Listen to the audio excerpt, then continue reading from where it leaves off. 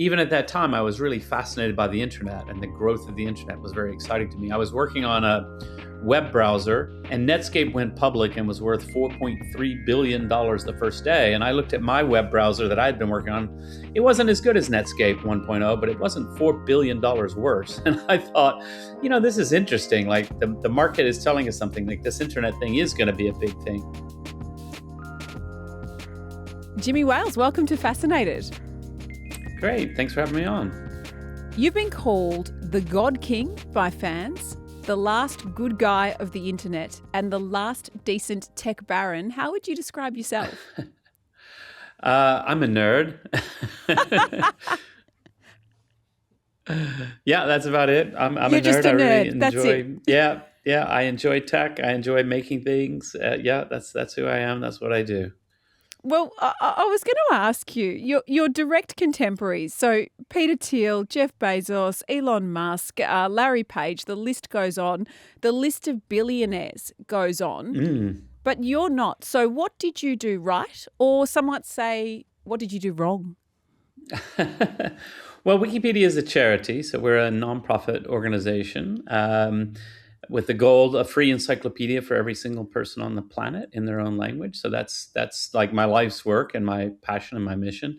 I also have Fandom, my for-profit company, which is about the number 20 website. So I'm not poor, but it's all good.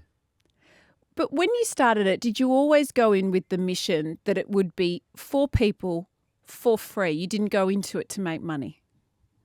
Yeah, I mean, in the very earliest days, I didn't really think about it one way or the other. It was this idea, this project, and didn't know how we were going to do it, didn't know what kind of business model, how are you going to pay for the servers and all of that. And so in the early days, it wasn't really particularly clear, but, it became clear pretty quickly. Like the volunteers really wanted it to be in a nonprofit. I didn't want to have ads on the site. And so just, decided, okay, well, and in fact, the first time when I really knew for sure it was going to work was when we did our very first fundraiser, and I had hoped to raise $20,000 in a month's time, and we raised about $30,000 in 2 weeks. So I was like, oh, hey, this could actually work. We can buy servers now. So great. But there must have been a point, though, when you realised what you'd created and how wealthy you could be. And to give all that away, I think the average person on the street would find that remarkable. Well, it all came about as a part of history, we went into the nonprofit, it became successful as a nonprofit. And there was no obvious business model. Wikipedia is really born in the dot-com crash. And so, at each step of the way, you didn't think, oh, I think I'll give away a few $1 billion right now. It was just like, okay, what do we need to do today to get the servers we need for tomorrow, and so forth and so on. Well, let's start at the beginning. I'd love to know what your childhood was like. Did you have a happy childhood? Did you have an interesting childhood? Yeah, it was good. I grew up in Huntsville, Alabama, so the deep South in America. But Huntsville is where the space and rocket program is headquartered, and so all the rocket science was going on there. So when I was little, sometimes they would be testing the Saturn V boosters close enough to my house that the windows would rattle, and so that was kind of exciting, and it was all about tech and so forth. And Huntsville was really a boom town at that time. It had grown from 20,000 people to 200,000 people, brought in from all over to work on the space program. So that was a really great interesting time. I grew up in a house that was full of books and, really valued education and learning and so forth. So yeah, pretty magical. What was your first computer? So we had my uncle had the first computer store in town and sold Eagle computers. This is before the IBM PC. Yeah. And, it was sort of this green screened beast of a computer. And my uncle was teaching me a little bit about how to program and things like that. It was all very exciting. And then later, of course, the IBM PC came out and he started selling those and so forth. But yeah, I was very early to computers.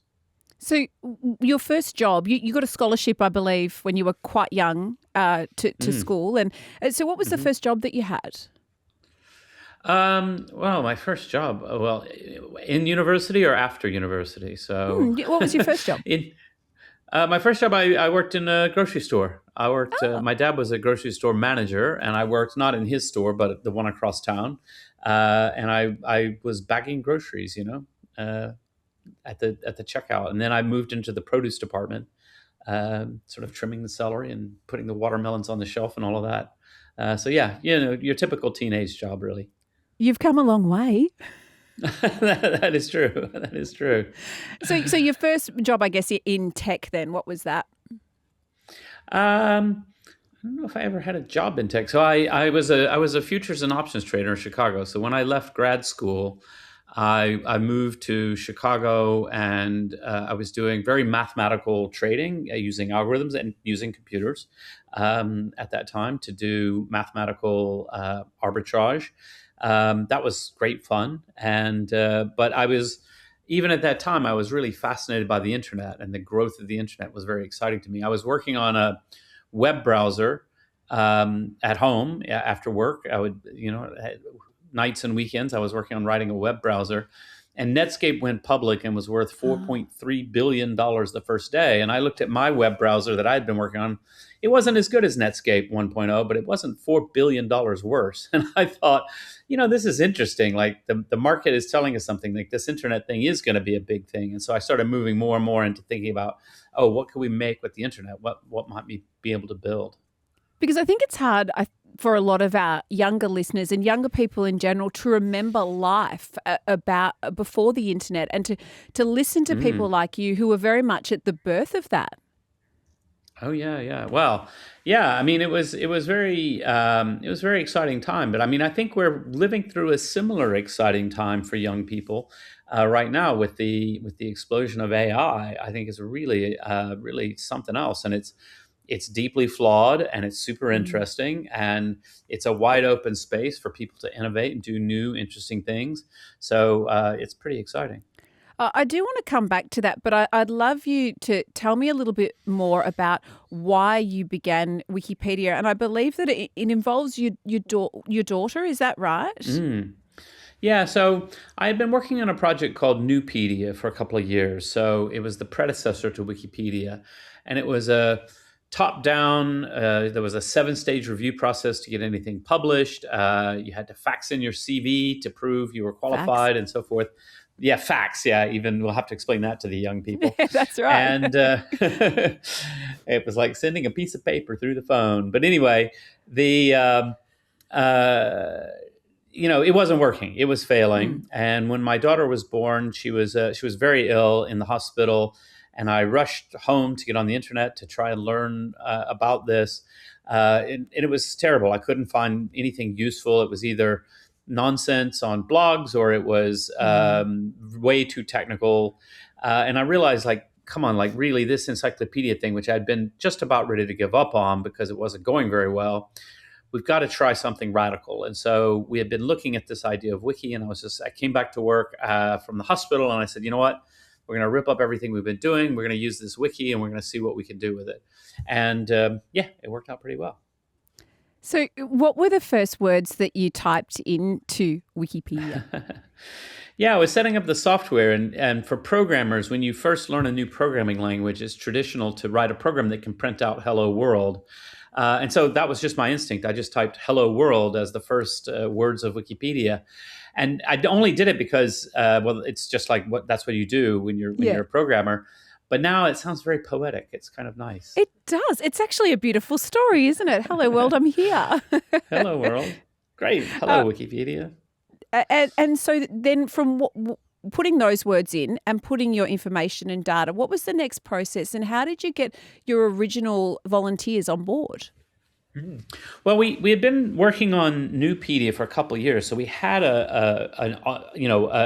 a core group of volunteers who were really excited about my idea Mm. for an encyclopedia project, but were held back by the system. It was too slow. It was too hard to do.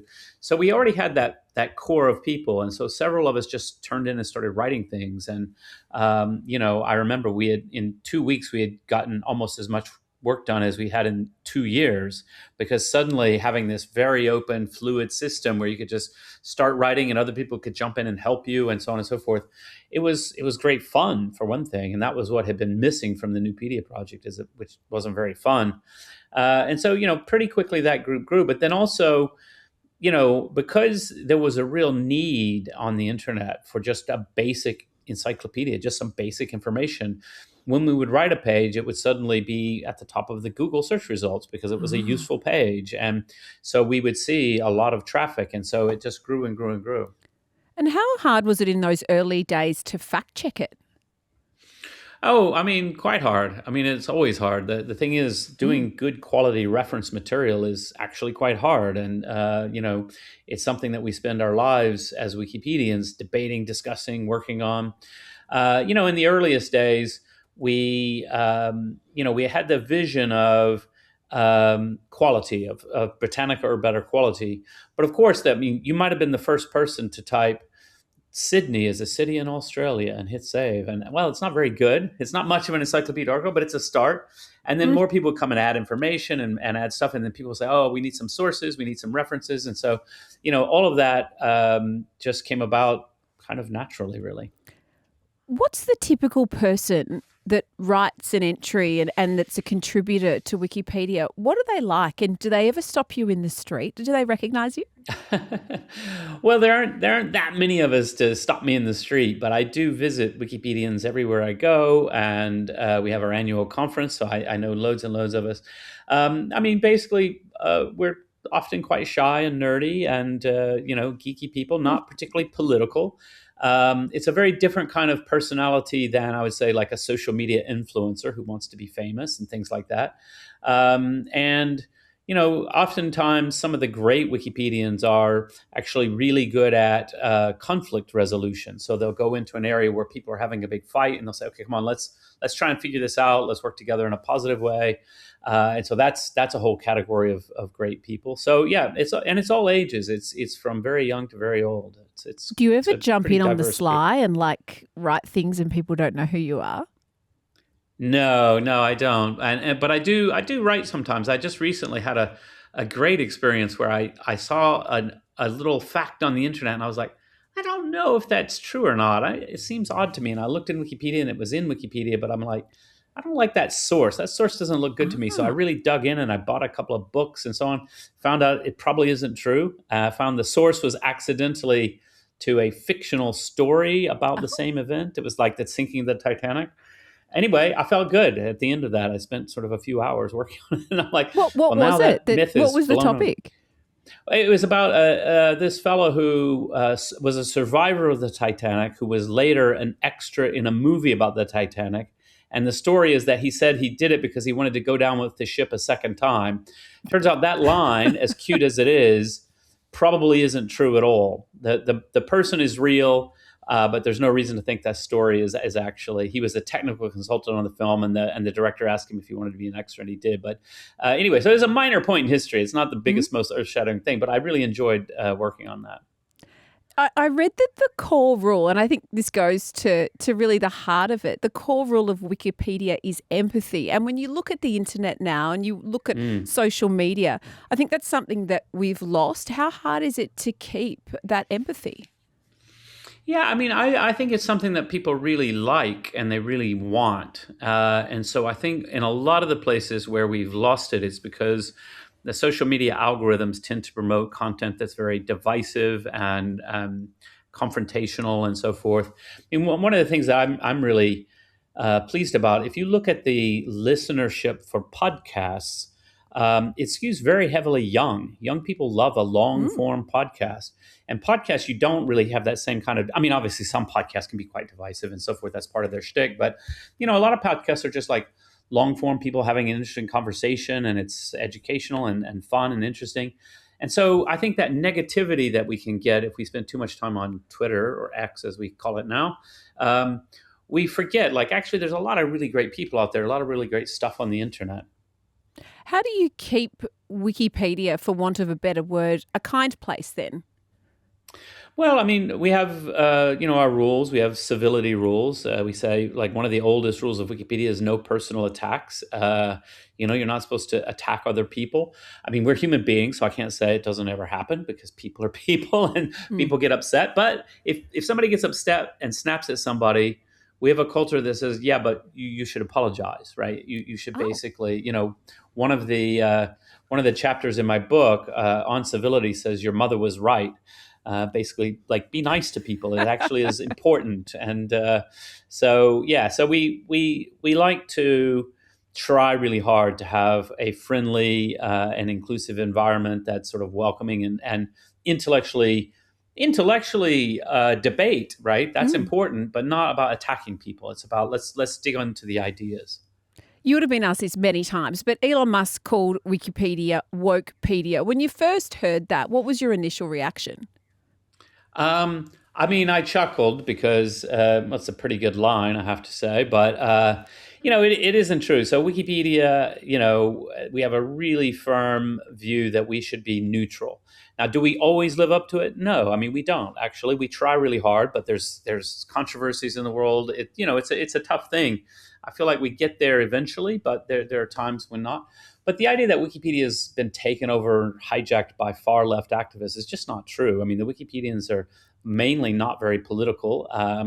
And Elon also says that Wikipedia is the tool of mainstream propaganda. And I'm like, well, mainstream propaganda, that's a funny pair of words to put together. But yeah, we don't treat, sort of very obscure extremists as being the same as science. So, yeah.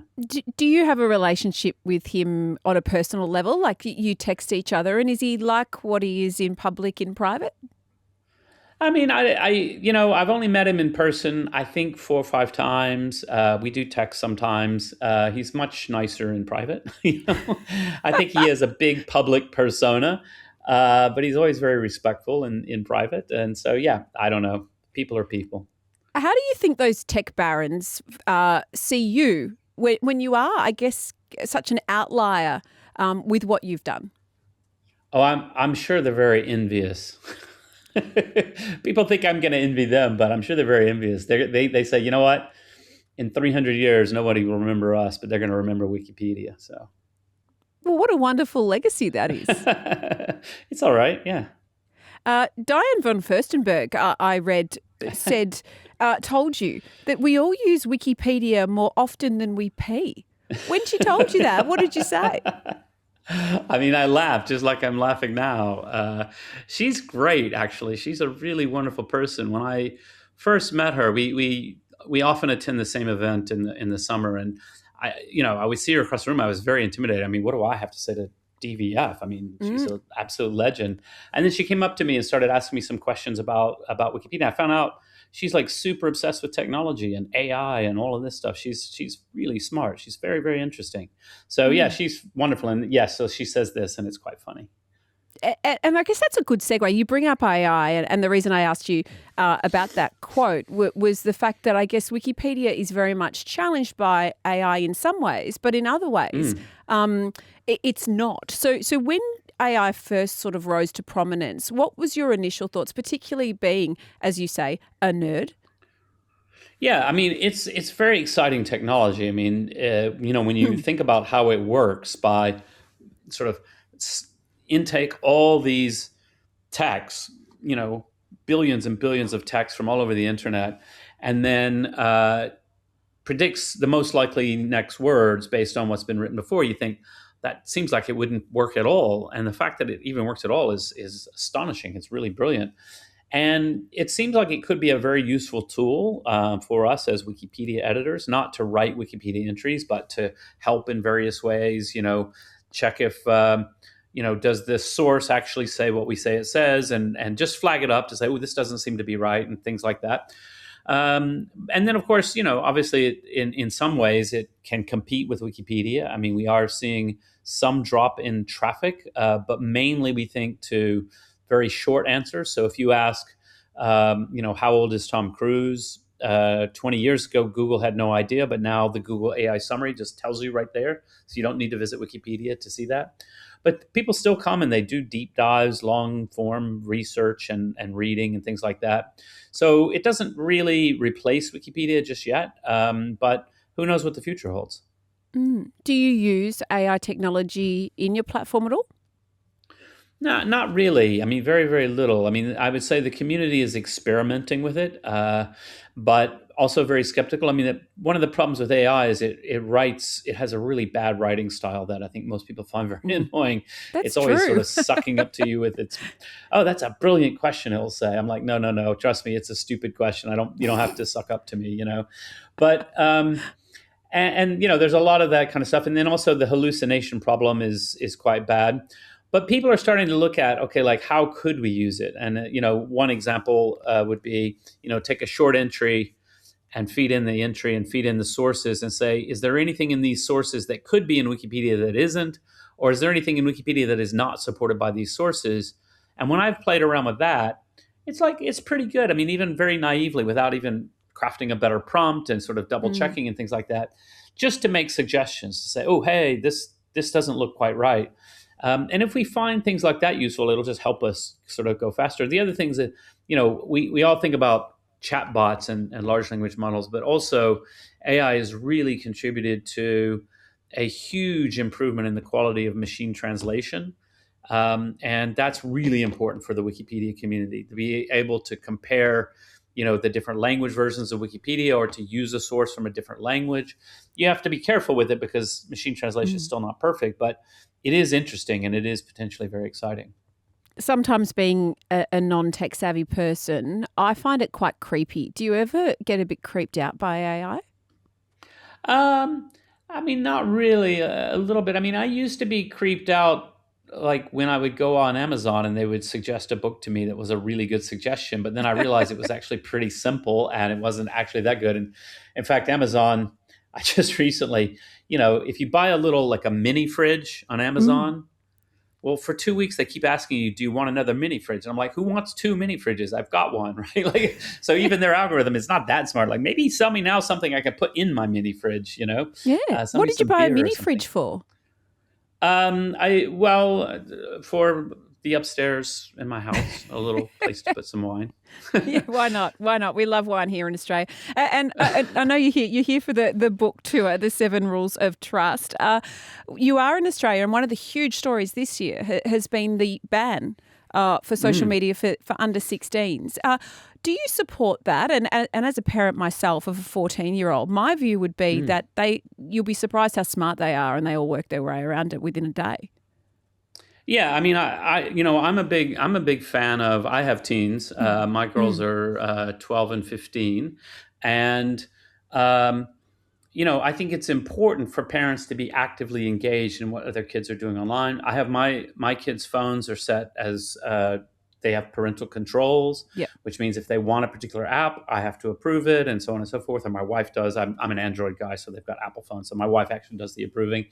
Um, and I think that kind of stuff is very important. But I also think this is a very individual decision for parents to make, and a blanket ban doesn't seem all that wise to me. And like one of the biggest problems with it is if you're going to bring in age requirements, the only way to really enforce it is to require adults to upload their ID, which is a Mm. really, really terrible idea. The game Roblox for kids. And I don't know if they do this globally, but in the UK, they definitely have started doing this. They're asking kids to turn on the camera to prove that they're young enough to Yep. use the app because they're trying to keep adults out of children's spaces. And I'm like, this is a very, very bad idea. We teach our kids never turn on your camera for an app. Like, don't turn on your camera unless you've got a really good reason, like talking to grandma. That's a Mm. good reason to turn on the camera. And sort of telling people, yeah, upload all your personal data, upload your government ID. This is not going to end well. You're at the dawn of the last internet age, and now you're living through this one. Then, so what? Mm. When you look at when you look at AI and you look at things like social media, what is your biggest worry? Um, I find a question like that always very, very hard because I'm a pathological optimist, so I always think everything's fine. It's Mm. just my nature. Um, I guess with social media, I would say one of my big concerns is just like the toxicity that comes out of it. I think is something that the platforms need to address. I mean, I've told people at Facebook, it's not good for your business in the long run if people think you're destroying civilization. So you need to really take seriously the quality of information and like Mm. the life you're giving people, because you would rather be a beloved part of people's lives than to have slightly higher revenue next quarter, because otherwise you're going to have a really bad revenue in the future because it's going to be a disaster. And then, the other thing I worry about is a lot like the rise in censorship around the world is Mm. actually very concerning. Governments trying to get control of information in order to keep themselves in power. That's always a risk, but it's definitely on the rise all around the world. And that means for Wikipedia, a lot of threats to our intellectual independence and so forth. So those are trends that I really do worry about. And what do you do when you receive those threats? And have you noticed since the Trump administration that do you feel less safe as a human being who you are? I mean, I feel pretty safe as a human being, but I probably shouldn't. But, I mean, I think it's a very strange situation we're in because the Trump administration, on the one hand, says things that I very much agree with when they criticize censorship in places around the world. At the same time, it's the first time we've ever had threats from the US government at all. And that's like, okay, consistency is not one of Donald Trump's main virtues. I think we will all understand that. Mm. Mm. And so we do have concerns about the legal environment in the US. I mean, I'm still very much a believer that the First Amendment is very powerful. We got this bizarre letter from the DC public prosecutor about bias in Wikipedia. And I was like, well, bias? Like, what are you even Mm. talking about? Like, why is that any of the government's business at all? Like, are you kidding me? Fortunately, we have very sensible and professional people on our legal team who just answered the letter in a very I was going to diplomatic say, way. I did you would have just just put said, it in the bin? no, we answered, but I would have either put it in the bin or sent back curse words. But yeah, It anyway, is a it's very strange odd. time to be living It through. is a strange town. It certainly Uh, is. Now, before we wrap up, I wanted to ask you a couple of quick questions.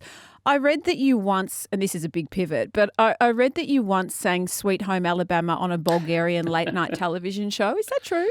This is true. Yeah, this is an What absolute true. happened? Yeah, they surprised me. Well, I'm from Alabama, and I mean, mainly the only thing anybody knows about Alabama is Sweet Home Alabama. And so I came on the show, and it was sort of a late night, not even a comedy show, but a chat, light chat show. And they said, "Oh, we've got a surprise for you," and they handed me the lyrics and got me up in front of the band, and yeah, I sang. And I've desperately looked for that clip, and I just can't find it online. So That may be a good thing or a bad thing, right?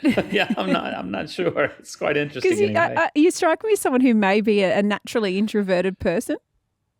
I am. I am. I'm pretty shy, but I mean, I do a lot of public speaking and so forth. So and I'm fairly social in my life, but I am shy. So yeah, it wouldn't have been my first choice. Just finally, we ask all of our guests here on Fascinated. You fascinate us. Who fascinates you?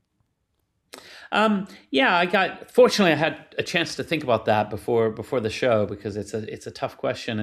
And the person I settled on was Thomas Jefferson, who I think is really fascinating because he wrote some of the most beautiful and amazing words about individual rights, about freedom, about liberty, and yet he was also a slave owner. And he, in his own life, he kind of struggled with that dual identity and so on and so forth.